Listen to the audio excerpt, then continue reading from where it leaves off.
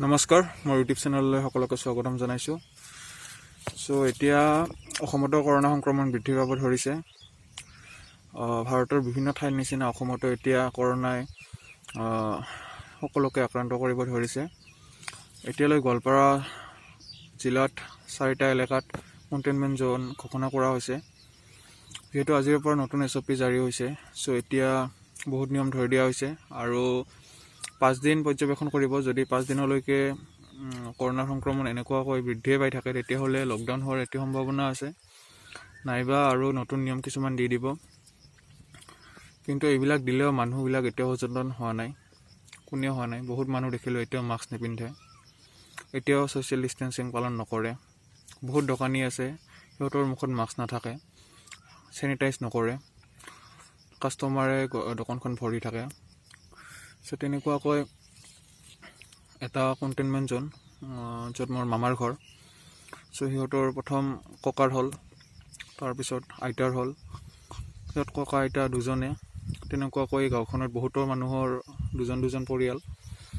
গোটেইকেইজনৰে হৈছে, কিন্তু তেওঁলোকক হোম কোৱাৰেণ্টাইন দিলে, হস্পিটেললৈ লৈ নগ'ল। বহুত প্ৰব্লেম হৈছে কিছুমান। দুজনৰে যেতিয়া কৰোনা হৈছে, তেতিয়া সিহঁতে নিজে ৰান্ধিব লগা হৈছে, নিজে যত্ন ল'বলগীয়া হৈছে। বিভিন্ন সমস্যাৰ সন্মুখীন হ'বলগীয়া হৈছে। সেইটো কিয় কৰিলে চৰকাৰে গম নাপাওঁ, কাৰণ কিছুমান মানুহৰ ঘৰত আছে 4-5জন মানুহ। সিহঁতৰ 4জনৰে হ'লে সিহঁতক শুশ্ৰূষা কৰা কোনো মানুহ নাই, সিহঁতে নিজে শুশ্ৰূষা কৰিবলগীয়া হৈছে। এতিয়া নতুন নিয়ম কৰিছে, 50+ মানুহবিলাকক লৈ যাব হস্পিটেললৈ।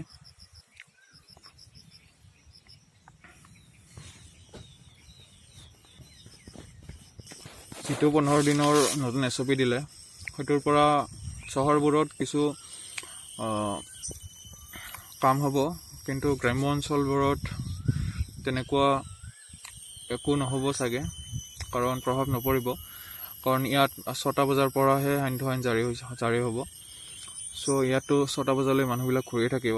আৰু দেখা গৈছে 6টা বজাৰ পিছতো ৰাতি 9টা-10টা বজাত গাড়ী চলি থাকে, মানুহ ৰাস্তাৰে গৈ থাকে। কোনেও নিয়ম পালন কৰা নাই। লগতে এইবাৰ যোৱাবাৰৰ নিচিনা প্ৰশাসনে একো ব্যৱস্থা লোৱা দেখা যোৱা নাই, কাৰণ যোৱাবাৰ মাস্ক নিপিন্ধিলে বহুত ধৰা দেখা গৈছিল, কিন্তু এইবাৰ দেখা গৈছে বহুত মানুহৰ মুখত মাস্কে নাই। অসমৰো পৰিস্থিতি কিজানি বাহিৰৰ নিচিনাই হ'ব। এতিয়া অসমতো মৃত্যুৰ হাৰ বৃদ্ধি পাব ধৰিছে, লগতে কৰোনা সংক্ৰমণৰ কথাটো ক'বই নালাগে। কি হয় এতিয়া মই ঘৰত নাই, ঘৰৰ পিছফালে থকা আমাৰ বাৰীখনত আহিছোঁ। তথাপিতো মাস্কখন পিন্ধি আছোঁ। আপোনালোকে মাস্ক পিন্ধি থাকিব। আজি মই আহিছোঁ আমাৰ চেগুনবাৰীলৈ। ইয়াত যিবিলাক আমি গছ ৰুইছিলোঁ, সেইবিলাকে গজালি দিব ধৰিছে, তাকে চাবলৈ আহিলোঁ।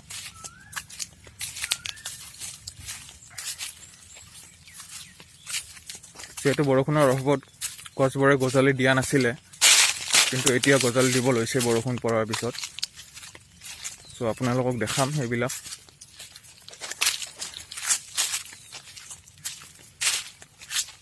আৰু আজিৰ পৰা মোৰ এই চেনেলটোত ৰেগুলাৰ ভিডিঅ' আহিব, ৰেগুলাৰ ব্লগ আহিব।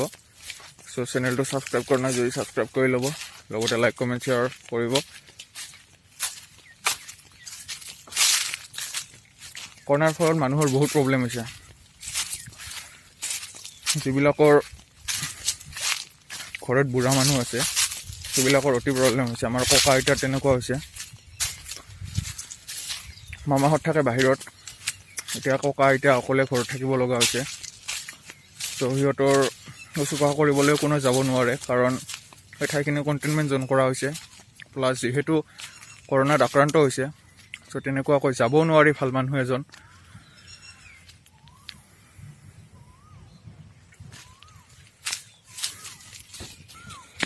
এইবাৰ অসমত লকডাউন দিয়া নাই, কাৰণ লকডাউনৰ ফলত বহুত প্ৰব্লেম হয়। লগতে অৰ্থনীতি অৱস্থা অসমৰ ঠিক নহয়। লকডাউন এতিয়ালৈ হোৱা নাই, কিন্তু পিছলৈ হ'ব পাৰে লকডাউন, যদি এনেকুৱা অৱস্থাতে থাকে। কাৰণ অসমৰ অৰ্থনৈতিক অৱস্থা তেনেই ঠিক নহয়। চ' এতিয়া যদি আৰু লকডাউন হয় তেতিয়াহ'লে বিভিন্ন সমস্যাৰ সন্মুখীন হ'ব লগা হ'ব পাৰে।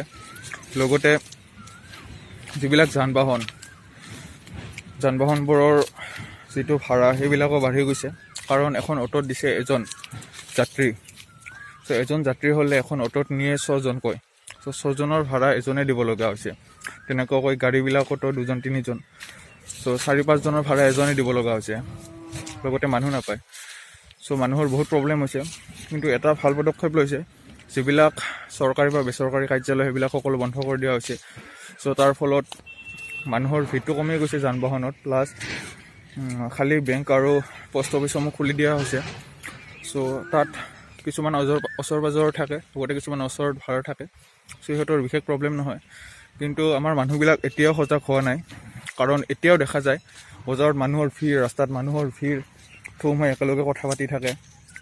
চ' এতিয়াও বহুতে মানুহে দেখা গৈছে, মই ভিডিঅ'ত চালোঁ কিছুমান। চ' এতিয়াও কিছুমান মানুহে কৰোণা কি বস্তু সেইটোৱে বুজি পোৱা নাই।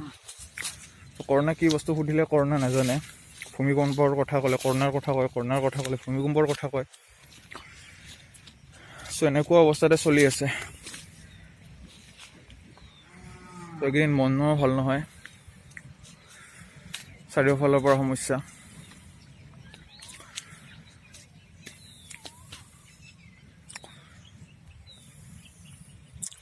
ককা আইতাক লৈ চিন্তা হৈছে, কাৰণ ককা এতিয়া ভালৰ পিনে গতি কৰিছে, লগতে আইতা এতিয়া অকণমান অসুবিধাৰ সন্মুখীন হ'ব লগা হৈছে। উশাহ লোৱাত কষ্ট পাই আছে, কাহ চৰ্দি হৈ আছে। চ' তেনেকুৱাকৈ সেই গাঁওখনৰ প্ৰতি ঘৰ মানুহৰে হৈছে।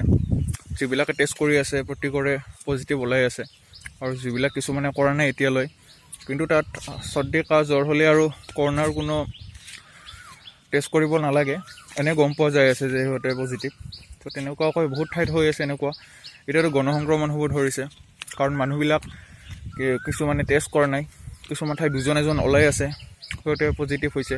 পজিটিভ হৈও চাৰিওফালে ঘূৰি আছে, আৰু কিছুমানে স্বীকাৰ কৰা নাই, কিছুমানে পজিটিভ হৈ আছে। কিন্তু পজিটিভ হোৱাৰ পিছতো সিহঁতে নিজে কোৱা নাই যে পজিটিভ হৈছে, কাৰণ তেনেকুৱাকৈ গণসংক্ৰমণ কৰিছে। আচলতে তেওঁলোকে একো-একোটা মানৱ বোম, কাৰণ সিহঁতে গোটেই চাৰিওফালে যদি এনেকৈ ঘূৰি ফুৰে তেতিয়াহ'লে চাৰিওফালে পজিটিভৰ সংখ্যা বৃদ্ধি পাব, লগতে চাৰিওফালে কেৱল কৰোণাই হ'ব, একে বাহিৰৰ পৰিস্থিতি হ'ব। চ' আমি নিজে সজাগ হ'ব লাগিব, আমি নিজে দেশ ৰক্ষা কৰিব লাগিব। চ' এতিয়া মই আপোনালোকক চেগুনৰ পুলিবিলাক দেখুৱাম, যিবিলাক গজালি দিলে এতিয়ালৈ, আৰু কিছুমান গজালি দিয়া নাই, 2-এটা দিয়া নাই হঠাৎ। চ' এইবিলাক চাব পাৰে, এইডাল গজালি দিলে, এনেকুৱাকৈ প্ৰতিডালে গজালি দি আছে নতুন নতুন গছবোৰে। চ' এনেকুৱাকৈ ৰেগুলাৰ ভিডিঅ' দিয়াৰ চেষ্টা কৰিম, আৰু আপোনালোকে চেনেলটো ছাবস্ক্ৰাইব কৰি ল'ব এতিয়ালৈ ছাবস্ক্ৰাইব কৰা নাই যদি, লগতে লাইক কমেণ্ট এণ্ড শ্বেয়াৰ কৰিব, আৰু সকলোৱে সজাগ হৈ থাকক। আৰু সজাগেই হৈছে মেইন কথা, কাৰণ আমি অসমখন বচাব লাগিব। ইয়াত কোনো গণসংক্ৰমণ হ'ব দিব নোৱাৰোঁ। সকলোৱে সজাগ হ'লে কেতিয়াও গণসংক্ৰমণ হ'ব নোৱাৰে। অকণমান প্ৰব্লেম পালে যদি কৰোণাৰ লক্ষণ থাকে তেতিয়াহ'লে টেষ্ট কৰাওক, আৰু হোম কোৱাৰেণ্টাইন হৈ থাকক। লগতে যদি 50 বছৰ ঊৰ্ধৰ হয় তেতিয়াহ'লে হস্পিটেলত কণ্টেক্ট কৰক। চ' আৰু ভেকচিনবিলাক লওক। আমাৰ ইয়াত এতিয়ালৈ 18+ ভেকচিনটো আহি পোৱা নাই, বিভিন্ন ঠাইত ভেকচিন দি থকা হৈছে। চ' আজিলৈ ইমানেই।